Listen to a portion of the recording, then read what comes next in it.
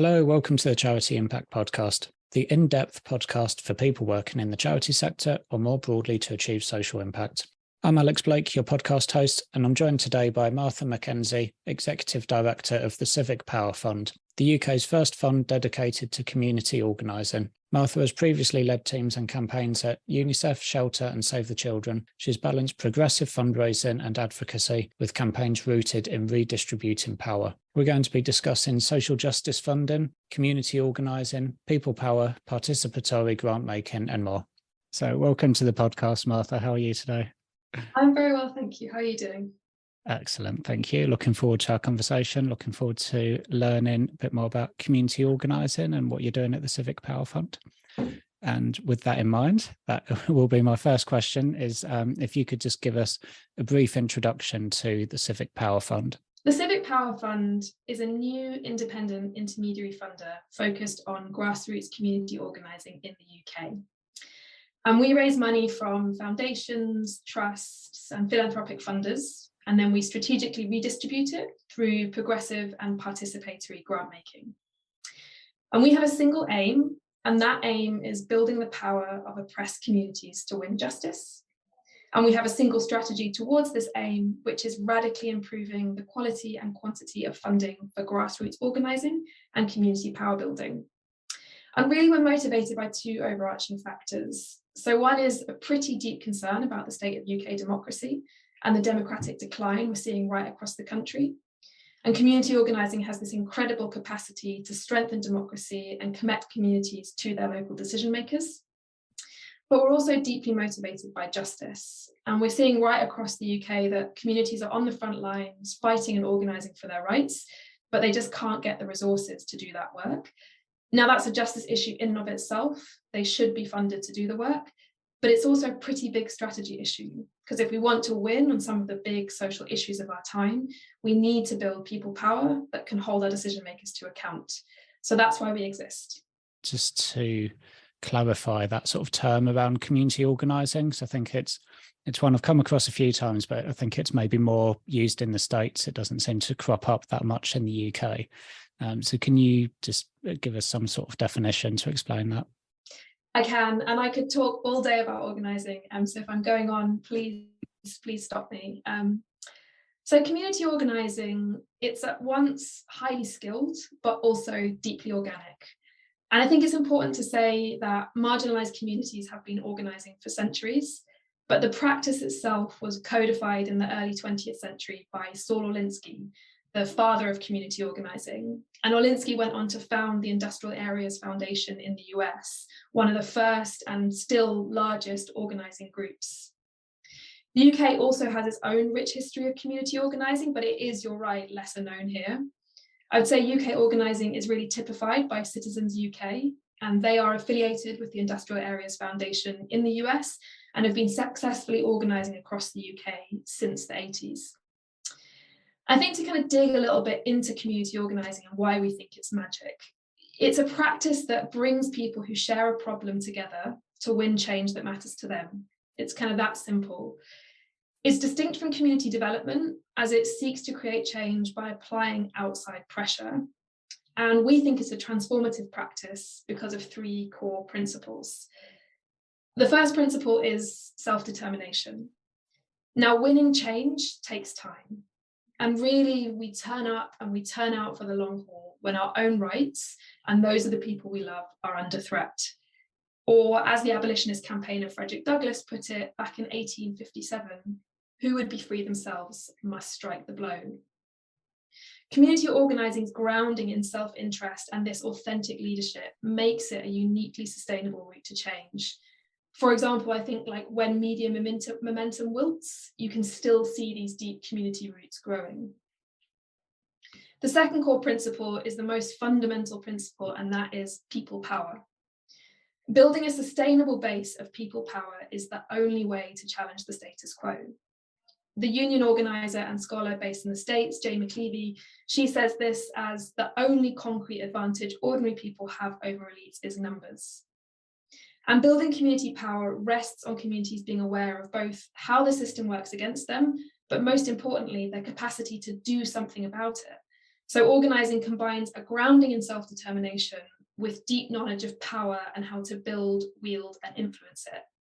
And I think it's quite important to say at this stage that here we see power as this kind of benevolent force that anybody can have, but currently we don't often exercise power, or we're afraid of power because it's seen as something negative or nefarious.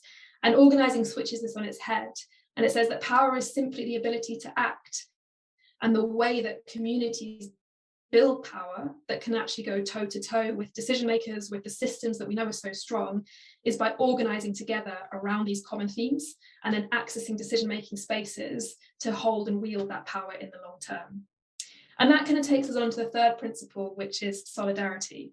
So yes, building a base of people power absolutely starts with communities of self-interest. We come together around things we care about. But to really win lasting change, we have to build solidarity beyond our base. So organising, it really encourages us to listen to each other, to build reciprocal relationships, and then to find common cause in the pursuit of change. And there's a fantastic organising scholar in the US called Harry Hahn, and she describes this as developing people's sense of their own agency and their loyalties to one another. So by combining these principles, organising builds the capacity to win meaningful change, and it creates a democracy that is accountable to and representative of the people. And we sort of at the Civic Power Fund, we call this kind of magic, the community organising equation.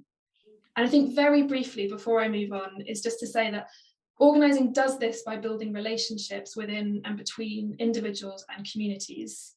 And this is achieved through listening, through understanding what communities want, through finding common ground and common bonds between them, and then through working with trusted leaders to design and deploy really kind of effective change strategies. And this at once, it transforms the individual, it transforms communities as they come together, as they build better democracy, but it also builds the foundation to transform society and really win systemic change.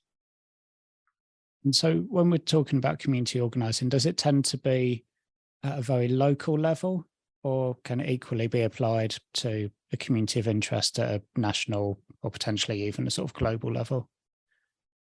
I think as a practice, what's so special about organising is that it absolutely can be applied right across different communities, from community of place to community of common struggle. And what we've seen time and time again throughout history is the best organising definitely starts in place, or starts in spaces where communities can come together and really get to know one another and have that influence, but it doesn't stop there. And with organising, you start to build these bases of power that emerge from a grassroots or local level, but then connect into movements or connect into national influencing to win systemic change. And there's so much beautiful theory around this idea that I think sometimes in the UK charitable sector, we've tended to separate work that's happening in place from work that's happening at a kind of national systems change level. Mm-hmm. And organising flips this on its head and says very clearly that we don't win national or global systems level change without starting local, without starting in place. And that's why it's kind of this missing ingredient of a lot of our social change work in the UK. Yeah, I think definitely when I think about a lot of the sort of work to influence change that happens in the charity sector, it tends to be more your sort of larger national organisations who will campaign on a particular issue and will lobby the government, and they'll engage their kind of base of supporters and the community they support to kind of get behind them, and that can work really well. But probably, just less. There seem to be less examples of more that kind of very grassroots, community-based kind of campaign that starts that way and then grows up to that national level. But you probably have examples of it that I'm not aware of, so we'll probably come on to those a little bit more. The research that you did at the Civic Power Fund, I think was it last year or the year before, really highlighted the lack of funding as well for this type of work, for social justice and particularly for community organising. What was it? What did you find from that research? What were some of the reasons for that? That's right. So last year we worked with John Cracknell at The Hour Is Late to map social justice funding in the UK. And we looked at 47 known social justice funders, which together the grant making made up around £300 million worth of grant making. And our analysis found that just 2.3% of this social justice grant making was going towards community organising. But also picking up on your earlier point, we also found that over 3/4 of this grant making was going to organisations that operate at a national level. So we saw very clearly in that research what we've been hypothesizing is that there's very little funding available for grassroots, deep organising work, but also we're not distributing that kind of vital work for social justice across the places and spaces where communities are self-organising and building those potential bases of people power. And for us, that's a real kind of missed opportunity. And we touched upon this briefly in the opening, that actually if we want to win long-term change and change that endures, we have to have that base of power. Campaigning is absolutely vital. Mobilising around key moments or opportunities is absolutely vital. But if we don't actually have a base that is really connected to the change, that has that muscle memory year in, year out, and that can be mobilised around those key moments, then really we're underestimating the power we have to make a significant change. So for community organisers at the moment, what do you see the challenges and opportunities being for them? Well, I'm going to be a bit extreme here, but I think it's important to underline this. I do feel that we're living through a moment of fairly profound crisis.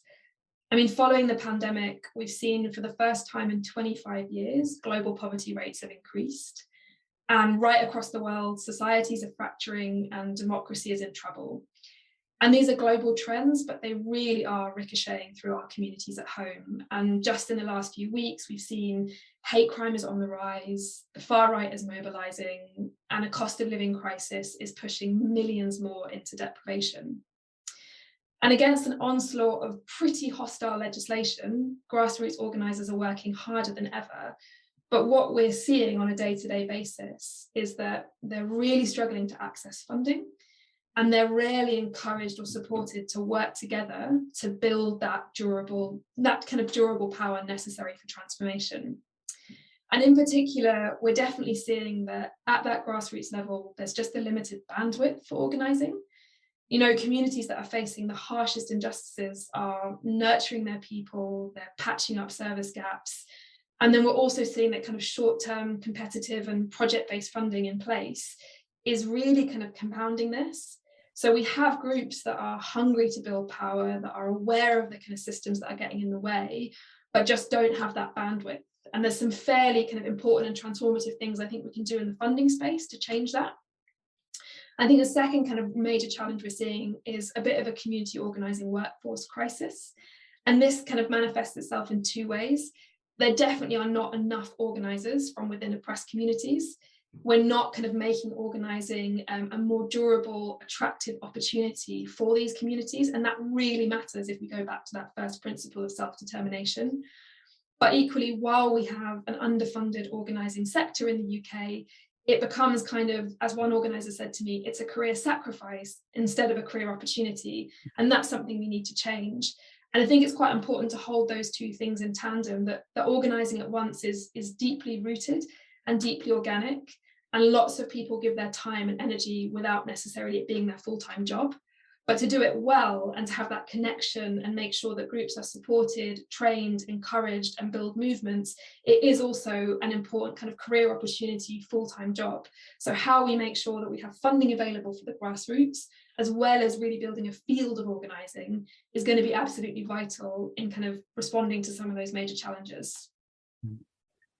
And what is it that you're funding at the Civic Power Fund? Where have you sort of targeted that finite amount of funding that you have to play with?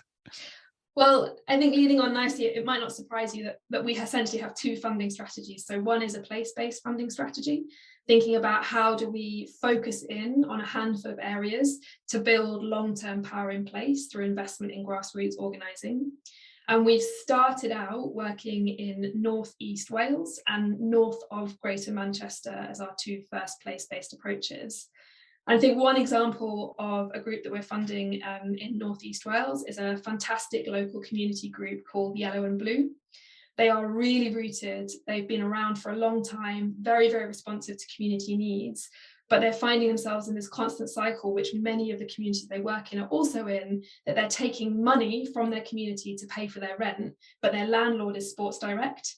So it's this kind of like awful cycle that they actually want to make sure that that money is circular, regenerative, going back into the community. So we've been supporting them to do a little bit of work, kind of connecting with other organisations that are in the same place, building power through a kind of deep connection with the local organising alliance, together creating communities who are fantastic, to think about how might they build a relationship with the council, to look for other funding opportunities or other kind of rent opportunities. That means that they can keep those resources in the community instead of putting them out to landlords who do not have their best interests at heart. But we also have an infrastructure funding strand, and this is exactly responding to that point. How do we get money into some of the most innovative, some of the most rooted organising infrastructure that's happening right across the UK? And there is some incredible work.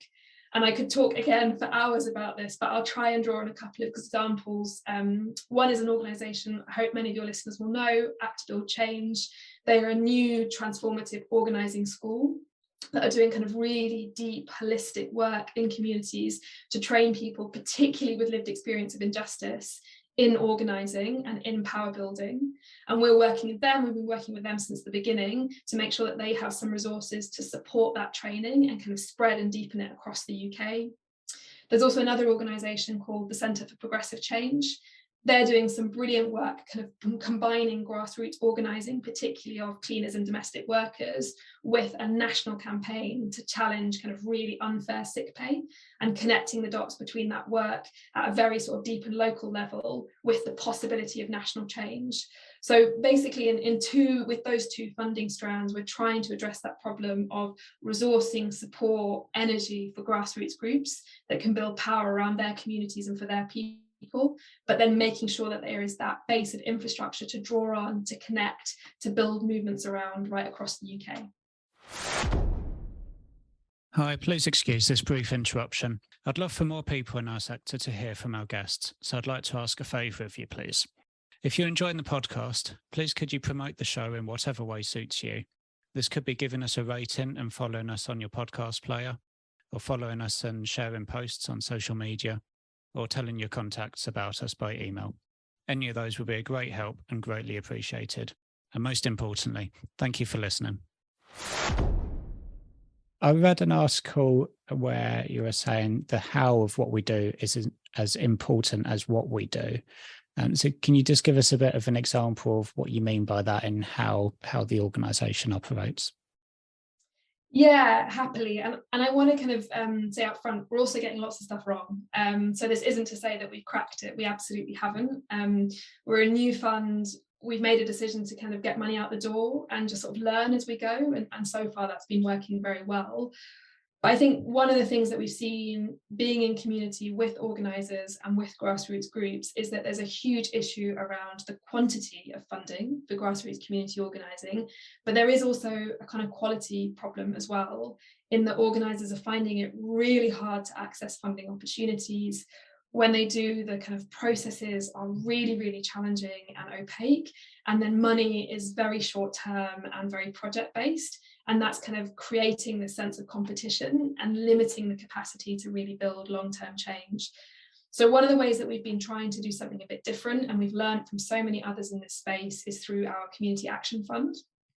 And we just closed recently a UK-wide one-off completely open fund for grassroots campaigning and organising work. And the way that we tried to do that was have something that was completely open call and democratic, but at the same time be really, really clear about what we were funding. So we had a first stage where anybody could kind of land on our website, find out about the opportunity, and then just take a very quick questionnaire to see if they were in scope or not. We had around 7,500 people take that questionnaire. And that said, if someone answered yes to any questions, they were just politely told, this isn't right for you. So at that stage, we got rid of kind of almost about 7,000 of those queries. And then about 900 groups came through that were potentially in scope. And again, we tried to have a process that was as clear as possible, but also as kind of unresource intensive as possible for the groups. So we asked 4 simple questions. and groups could just copy and paste from an existing application, or they could leave us a voice note, or they could leave us a video. And then we as a staff team, as quickly as we could, we kind of looked through all of those 900 applications against the very clear what's in scope, and were able to identify from within that about 90 groups that really did hit all the core criteria that we'd set out at the beginning. And then with those 90, again, kind of instead of asking organisations to put lots of time and energy in themselves, we sat down with them and co-created 3-page grant memos, so that they could take those grant memos through into the decision-making stage. But also, if they weren't successful, we wanted them to leave the process with something that was useful, that they could use in future funding bids, and that we would certainly help them use in future funding bids. So that was kind of the process we took. We then decided to bring a participatory element into this, and we really kind of learned from the participatory grant-making community that's been working incredibly hard over the last few years to codify this practice. And we built a panel of community organisers, so people who are already doing organising, activism, grassroots work in their own community, and they're making the final decision about where that funding goes. So they've been kind of scoring all of those applications on the basis of the criteria they identified. And then this week, which is really exciting, they'll be making the final decisions themselves.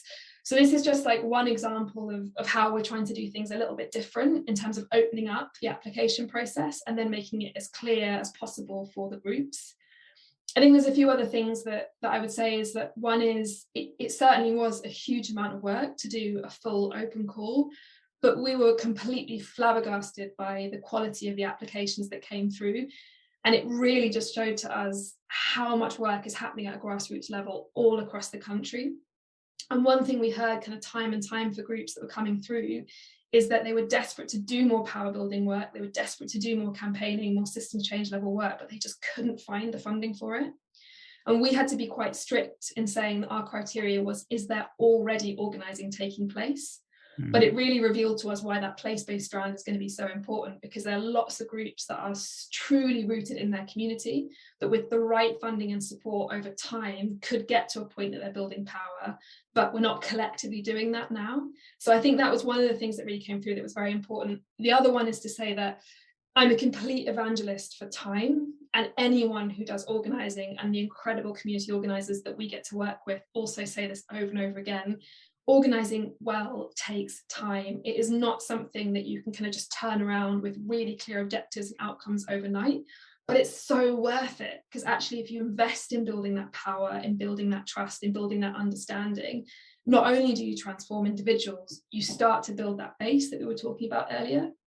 Now we're a new independent intermediary, so we can't yet give kind of 5-year plus grants, but that's the place that we want to get to in terms of knowing that kind of safety and security, as well as that wraparound support, is going to be absolutely vital in giving organising a chance. So as you said, you're playing that role as an intermediary, so you're both fundraising from grant makers and then making grants to other organisations. And typically, I know for grant application processes that most funders say they won't provide funding that will then be used to be passed on to other organisations. So what's been your approach in terms of that fundraising? How have you gone about getting funders on board, and what types of conversations have you had with them? Well, I think it's important to say we've been very fortunate to work with some open-minded funders who sort of see the value of regranting and see the value of coming together.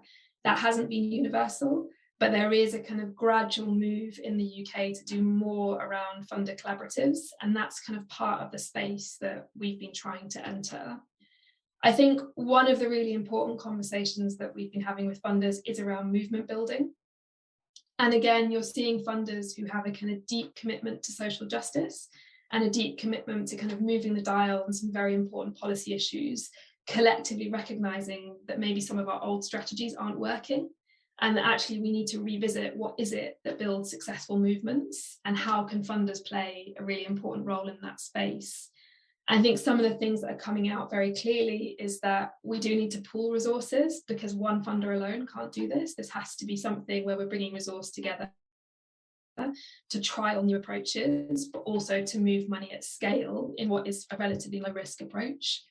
But equally, like movement building, it requires a certain kind of getting out of the way and really ceding control to communities and seeing where they take things. And I think, again, an intermediary offers that. We're very clear that we don't have any funders on our board. The strategy is set by movement builders, by organisers, by people with connection to the groups on the ground. And that's quite an important point for us in terms of saying we're not going to change approach on the basis of a funder strategy. We're really going to root that accountability in the groups and the communities to see what works for them. And there's definitely a movement amongst some funders of kind of wanting to see that and wanting to be part of that and recognising that as being really important. I think like it would be folly not to say that this is really hard work. We don't have such an established intermediary field in the UK. It's a very kind of common global approach. It's very common in the US. There are some incredible intermediaries, particularly in the racial justice space, who've really paved the way here. I think the Funders for Race Equality Alliance is one example. Resourcing Racial Justice, incredibly pioneering fund, but each of these has had to kind of really pave the way, and that's kind of, we're riding on some of those coattails, but still having some quite difficult conversations around why would you pool or why would you work through an intermediary. I think what's been quite interesting to me, and again, I guess I would say this, is that, you know, I came into the Civic Power Fund about 18 months ago. I have a background in organising. I'm a complete evangelist for the model, as you can probably tell. But I've come through the kind of last 18 months as also an evangelist for the intermediary model. I think there's so many reasons to kind of give it a go in terms of A, having a long-term strategy and just being able to stick to it.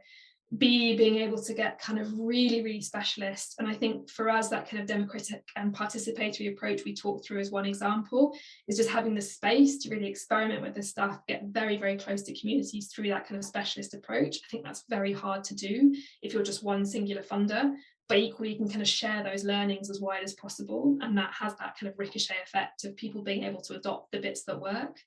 But I also think it's just that bigger picture thing of being able to pool resources that I mentioned earlier. We are in this moment of profound crisis, and we're not going to fix it through sort of one-off pots of funding here and there. We need to really come together and take movement building seriously, and that requires that kind of collective investment in organising and that collective learning as we go. And I think being able to say that this offers a space and a place for that is definitely really important.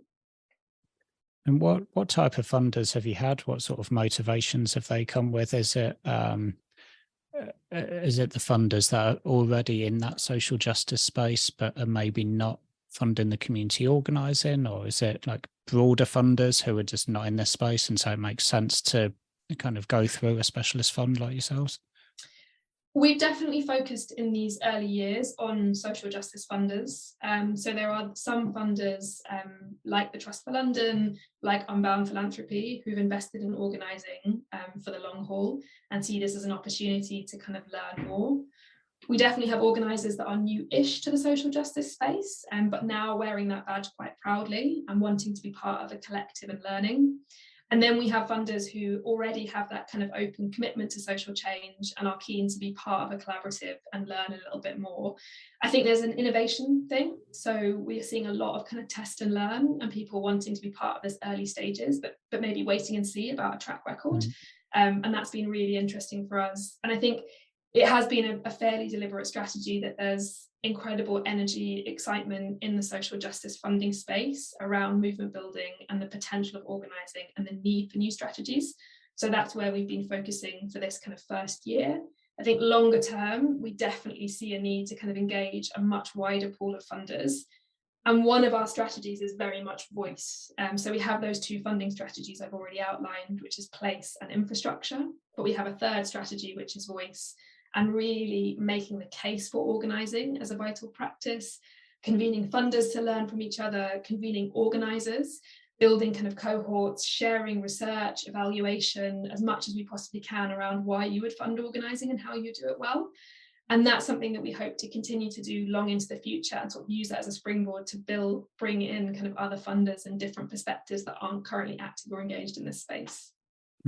And are funders just giving you core funding to do all of that stuff, or are you finding people are saying, well, we want you to use this for the grant funding and share the learning with us, and then that other stuff about voice, you have to find your own money to do that sort of thing? It's a real mix. So we've brought in some funding that's just kind of unrestricted core cost funding, which is great. And that's definitely the goal. That allows us to really be led by the communities, and that's what we want first and foremost. We want to be led by what the need is. So the more we can bring in those kind of resources, the better. I think when it comes to the voice stuff, we do a lot of that kind of off our own steam, but also we've definitely seen some funders really interested in kind of specific learning projects.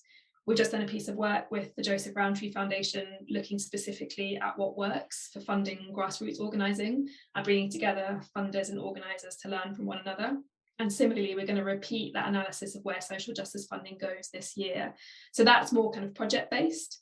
And then there's definitely a kind of piece in the middle, which is more of the sort of trial and error approach, that I think there are people who are interested in and want to be part of the conversation and come and chat to us and meet our grantees and bring their own learning into the space, but maybe aren't yet ready to commit to that longer term investment. And I think, being really honest, my job is very much to change that, so that we can significantly start to shift the availability of funding for grassroots organising and really challenge some of those practices that we know mean it's not fulfilling its full potential. Yeah, and I imagine some of the messages that you're getting out there, I suppose, are a bit of a challenge to funders as well, in terms of needing to seed power, changing their mindset in terms of some of those things, like the amount of time it takes to have that impact, how you're able to demonstrate the impact of that type of work, attitudes around risk. So I'd just be really interested to hear what sort of conversations you've had, what sort of feedback people have had. Obviously, there are some that are already very much on board with that, but maybe some of those that are a bit newer to some of those sort of ideas. What sort of responses have you had? Yeah, that is right. And we're very clear that funding organising well really does mean ceding power and control to communities. And it means sort of doing away with predetermined outputs or even predetermined outcomes and giving communities the space to build that long-term power. And that is quite a change, or quite a mindset change, for most funders. And I think there's also an accountability piece in that as well. Like, if you speak to organisers, they are absolutely forensic about evaluation. We work with one of my colleagues, Zain Hafiz. He's a part-time organiser with Citizens UK, as well as working with us. And Zain kind of brings that evaluation energy into every conversation, kind of forcing us to stop and evaluate and check in, like, are we on the right track?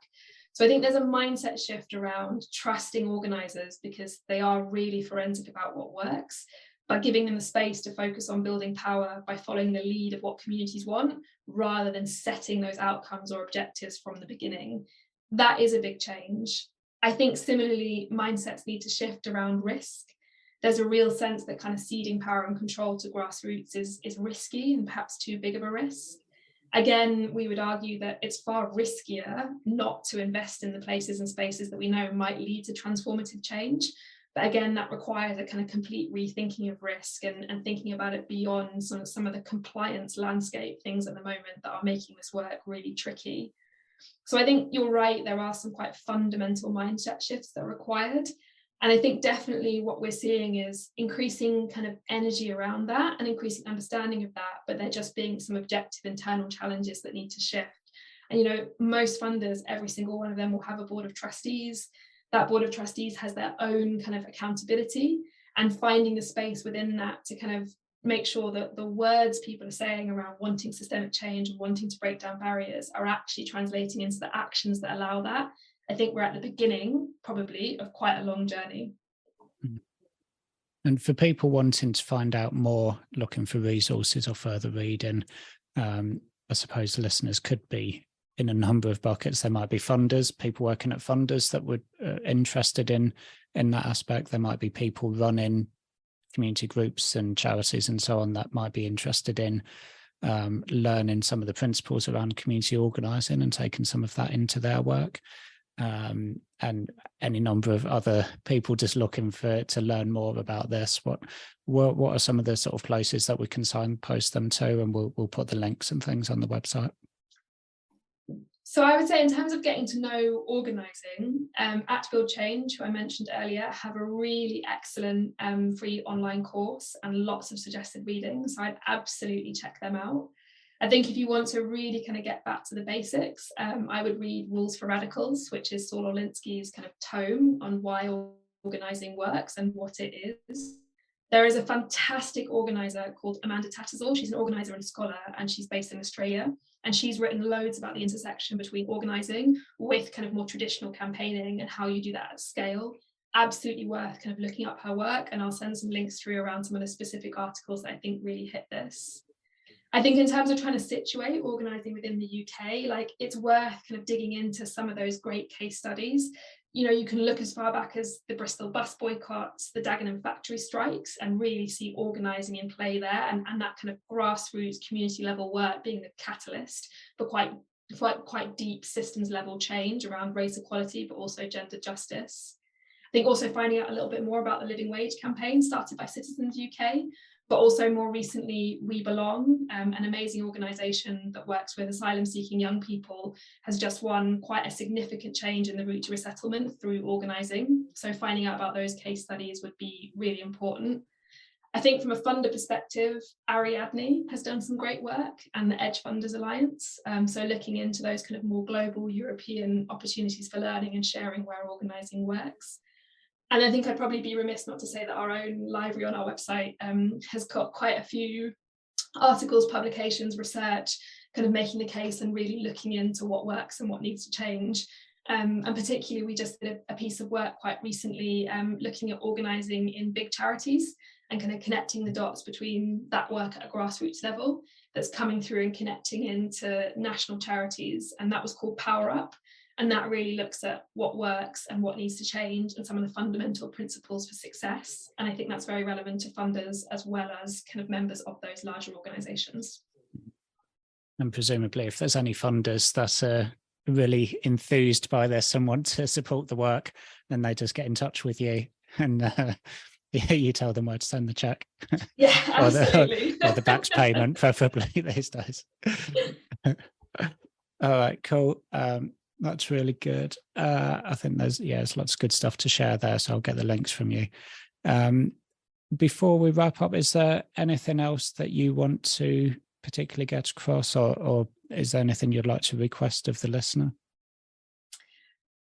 I think what I'd request of the listener is actually simply to be curious. Organising is an incredible, magical practice, and there is so much of it happening across the UK at the moment. And it's really worth just sort of spending a moment digging into it, learning more and seeing why it's magic. So I would just encourage that curiosity and that learning. And I think those resources I mentioned are a starter for 10, but there are so many groups and organisers and individuals that you can and should be learning from. And that's a good place to start. Yeah, awesome. Thank you. I think I'll do a bit of reading myself on some of those as well. Well, thanks, Martha. That's really interesting. I know people get a lot out of that. So thanks very much for offering your time. Thanks so much for having me. Thank you for listening to the Charity Impact Podcast. Please give us a rating and follow us on your podcast player or on Twitter, LinkedIn or Facebook. And if you think this episode would be of interest to someone in your network, please do share the webpage on social media or by email.